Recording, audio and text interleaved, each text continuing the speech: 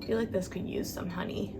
Hey y'all, my name is Kayla and welcome to my cozy chaotic corner of the internet. In today's video, we're going to be doing a reading wrap up for springtime. Today, the day that I'm filming this, I'm actually going to be filming three other videos?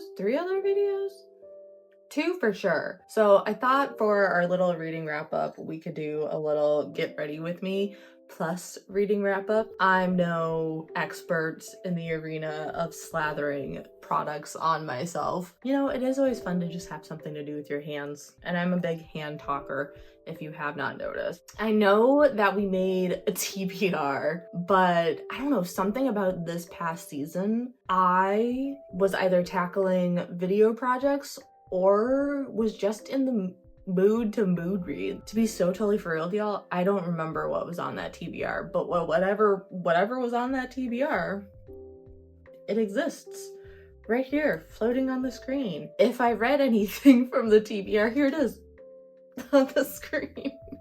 As always, we're gonna be going over all the books I read, but also the books I DNF'd, and I always like to give explanations as to why I DNF'd. Also, I'm not gonna say what the ratings were for all these books, because to be so totally for real with y'all, I do not remember off the top of this little noggin of mine, but they will appear on the screen as always. So if you really want to know what the actual star rating was, it'll appear on the screen. I feel like you can usually tell the general vibe of a star rating just based on how someone is speaking towards a book. As always, I like to start with the books that I DNF. So we are going to start with The Writing Retreat by Julia Bartz. I started this book when I was staying at a postcard cabin, which if you don't know what a postcard cabin is, it is a tiny cabin. If you want my full thoughts and opinions about that experience about the postcard cabin, you can check out this video right here. But if you want my thoughts and opinions about the book, subscribe to the channel, turn on the notifications, and let's talk about this book. So this book, I wasn't really sure what I was getting into. I thought it was going to be more of a mystery thriller, but it had supernatural elements, and if you don't know anything about me, it's that when it comes to supernatural and paranormal elements, I kind of need to know ahead of time that those things are going to be happening. Otherwise, I get major whiplash in a book, and I don't enjoy that experience, and that's what this was. Also, it was just getting really weird. The book is about this woman who is invited to a writing retreat. However, she is not the only one invited to this writing retreat. There are three other women. Well, there were supposed to be three other women. However, her recent best friend turned arch nemesis is now in attendance to this writing retreat. And throughout the book, we discover why they are now arch nemeses. And it's kind of honestly a very interesting dynamic that we get. And yeah, it just got super weird. And I just really wasn't enjoying the storyline as it was. So actually, if you watch my 24-hour readathon, you would have seen that I kind of just flipped to the last chapter to skim it to kind of see what really ended up happening in the book, and I was like, oh yeah, no, I'm so glad I didn't waste any more time with this book because it was just weird and it wasn't what I was expecting. The Dead Cattail Assassins by P. Djeli Clark, and this is a soft DNF. It's not a hard DNF. I think at the time I just wasn't really in the mood for a fantasy novella. What is the book about? To be so totally frank with you, I can't really tell you because I did DNF it pretty early on. I wonder if I still have the marker on where I DNF'd it. I don't, but I stopped annotating this far in, so I'm assuming somewhere around here is where I DNF'd it. But yeah, it is interesting, and I would tell you there's a plot twist right off the rip. You're just like, what? So what I can tell you is that it's about Aveen the Eviscerator, who is a dead cattail assassin, and they live by a code of conduct that they follow where, again, they're assassins and they go and they assassinate people. But Aveen was sent on a mission that changed the trajectory of her life. And something you guys need to know about Aveen the Eviscerator is she is, you know, probably I would say in her 30s, potentially. Not really sure how old she is, but she's not like a child, okay? She is an adult, and she does not remember anything about her past. I'm sure it was going to be great. I do intend on reading it at some point in time. But yeah, again, just the timing of me picking it up, I was not in the mood. Next, we are going to hop into the books that I did actually read. And it was a pretty alright reading season. I wouldn't say there was any like crazy standout books. The two books that I wasn't really vibing with, I DNF. So there wasn't really a book where I was like, that was dumb, I hated it. Right off the rip, we're gonna start with Autopsy by Dante Collins. This is just a little poetry book. It is a poetry book about specifically grief. I really enjoyed it. I also really enjoyed that Dante Collins, they are from Minnesota, specifically the Twin Cities. So a lot of like their childhood references that they had in their poems were about growing up in the Twin Cities. I will note though, Dante is a queer Black person, and they were also, from what I can tell, born in the 2000s. So it's just so interesting, like the dynamics that they experienced growing up versus like, obviously I'm a white straight woman who was born in the 90s. And it was so fascinating to see how similar. There was a few poems in particular where I was like, oh my god, that literally sounded like my childhood. So it's just so fascinating that perhaps our lived experiences have more to do with where we actually were born and raised and less to do with the circumstances of who we are as individual people. If that makes any sense. I don't know if that made any sense, but like I was just like, there was one poem in particular where they were talking about like staying out until their mom called them and like the street lights turning on and just having that lived experience of a childhood of just being outside and just playing with your friends until like your mom called you inside.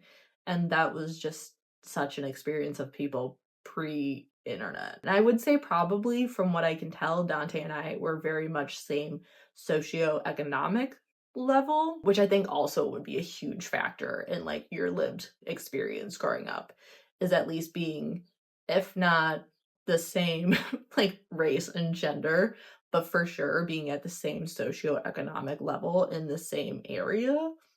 You're probably going to have the same lived experience for as a generalization, not like the minute details of one's lived life. I enjoyed it a lot. Next, we read Jawbone by Monica Ojeda. This book is supposed to be, I'm going to read y'all the blurb on the back that really caught my eye and really made me want to read this book. This line in particular. Interweaving pop culture references and horror concepts drawn from Herman Melville, H.P. Lovecraft, and anonymous creepypastas, Jawbone is an ominous, multivocal novel that explores the terror inherent in the pure potentiality of adolescence and the fine line between desire and fear.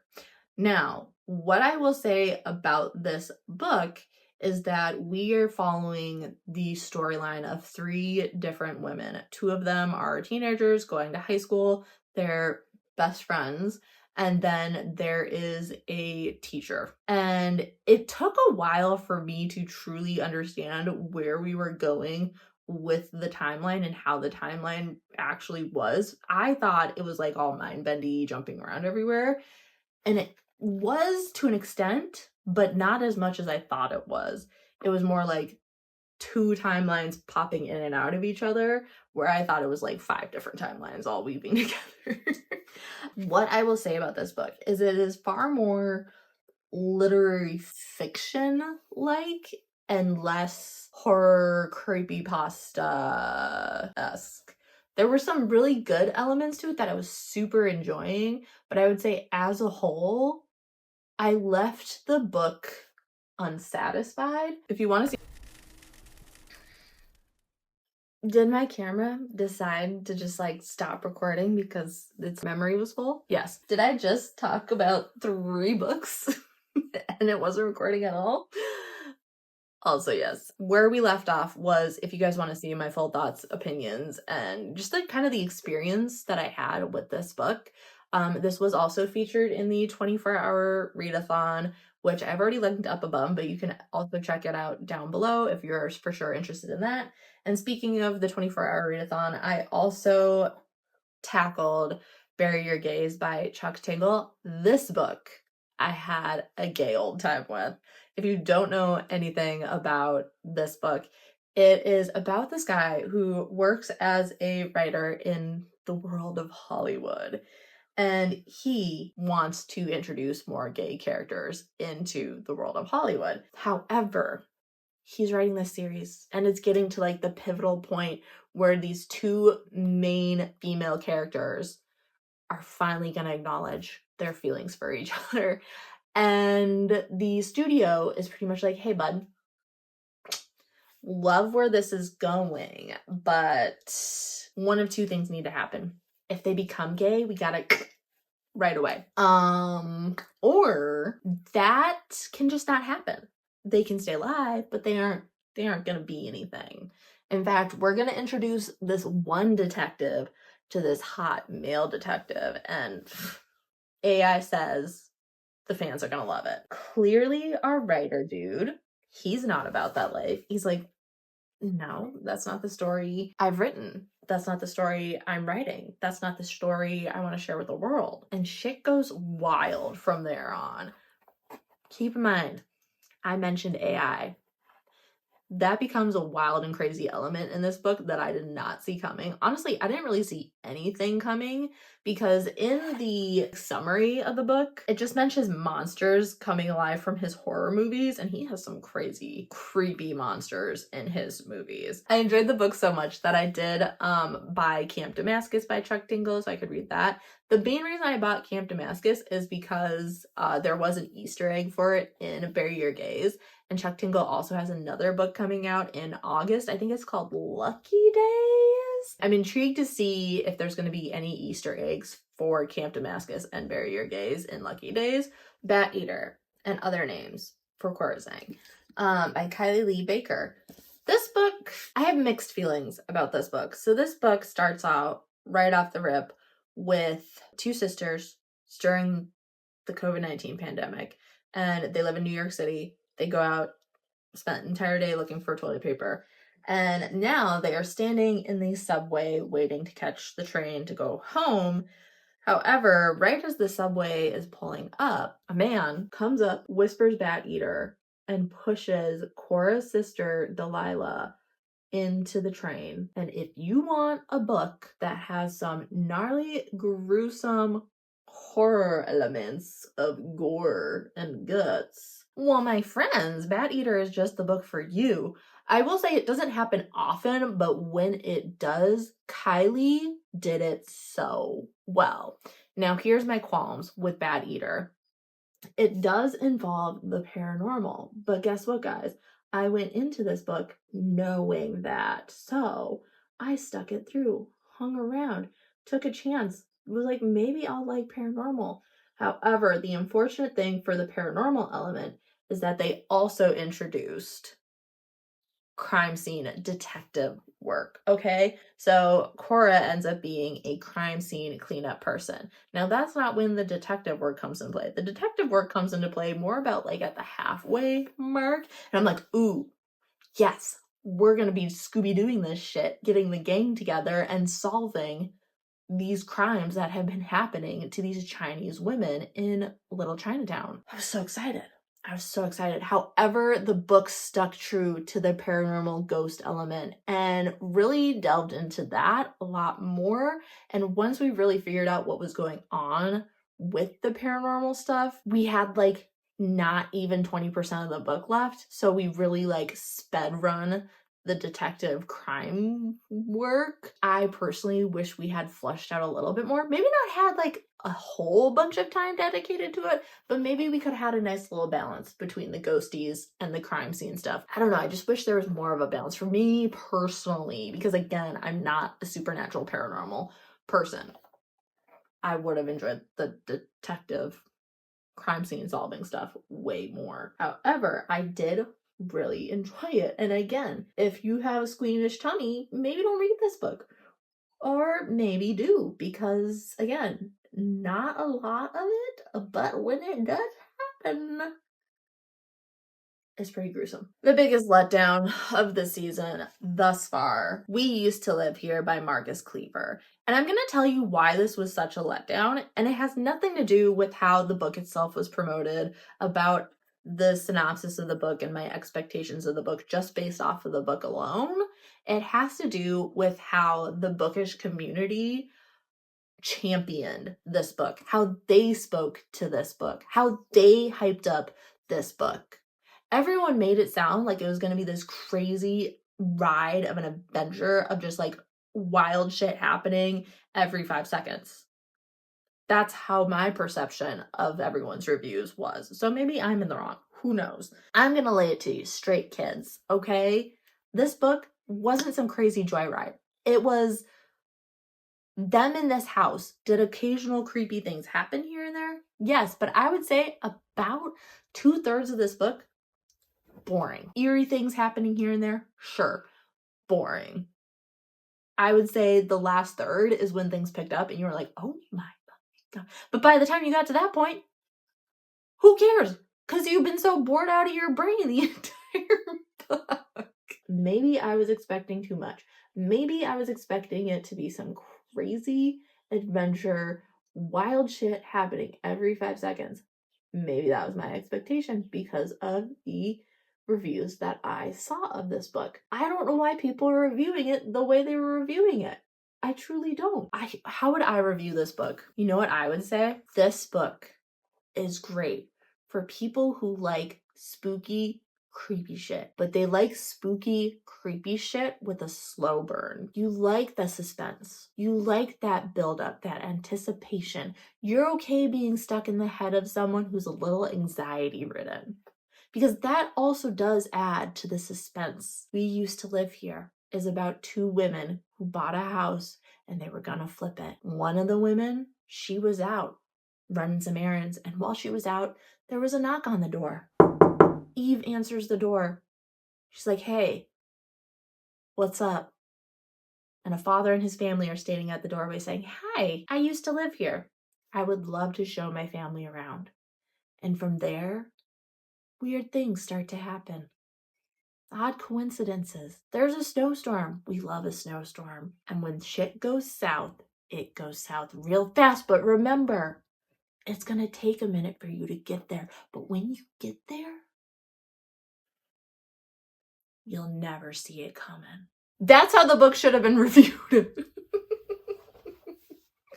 But the way it was reviewed by so many, it's not just one person, not just 2 people. I saw at least a handful, at least 5 people, all review the book the same kind of way. Trust and believe me, take that review, clip it, stitch it everywhere. Tell your friends, tell your mother, put it on a billboard. That's how that book should have been reviewed.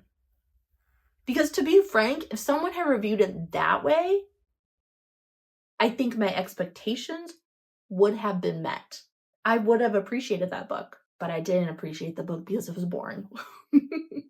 Magnolia Parks, The Long Way Home. Did I want to DNF this book? Well, yes, I did. Because here's the thing. I knew that BJ and Magnolia were very toxic people. Very toxic for each other. However, in just Magnolia Parks, it made sense. BJ, he was just out and about, sleeping around, getting drunk, doing drugs, all the debauchery one possibly could do. So, I don't know, I almost gave him a pass for being so toxic because he lived that lifestyle. But in this book, BJ's gotten his shit together. He's cleaned up, he's sobered up, he has a new girlfriend, he's doing things right. And I wanted so badly for him to do right. And also, I felt like Magnolia was the biggest hypocrite on the face of the planet, and she did eventually end up realizing it, but by that time it was too late. But I will say, probably like this portion on, I was here for the ride. I liked it. Am I gonna read the next one? Absolutely. But I did have my frustrations with that one far more than I had frustrations with Magnolia Parks. Magnolia Parks, I was like, yeah, it just makes sense that this is the dynamic. But this one, I was agitated and annoyed. I finally did it, y'all. I finally read Sunbringer by Hannah Kaner. If you are new here, hi, hello, welcome. Since March of last year, I have been ranting and raving about Godkiller. Since March of last year, Sunbringer, the second book in the trilogy, has been out. My biggest concern with reading Sunbringer was that it wasn't going to live up to Godkiller. Did it live up to Godkiller? No. The thing I loved about Godkiller is that it was like this action adventure where we were with our group of heroes and they were going on an adventure. And I really enjoyed that. This one, more political, not my cup of tea. I realized with this book, I'm not really big on like the politics of books. Also, all of our main heroes split up for a majority of the book.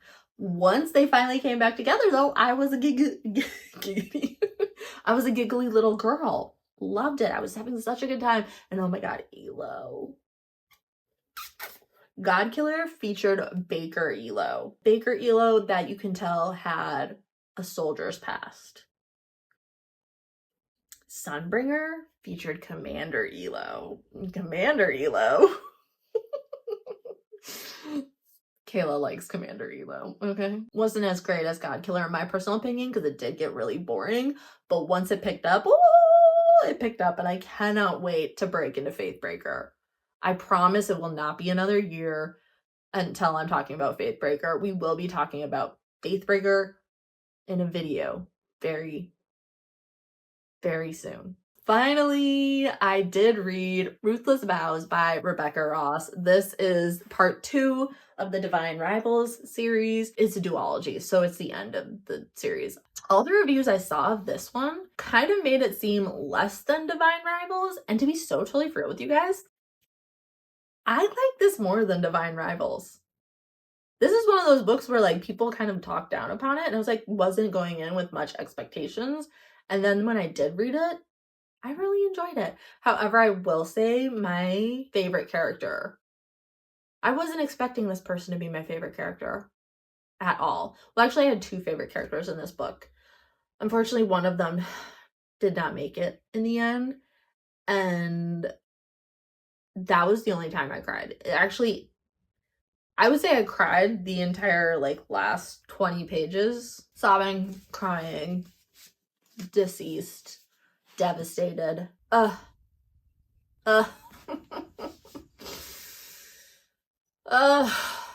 yeah, this was a really good book. I actually really enjoyed this one.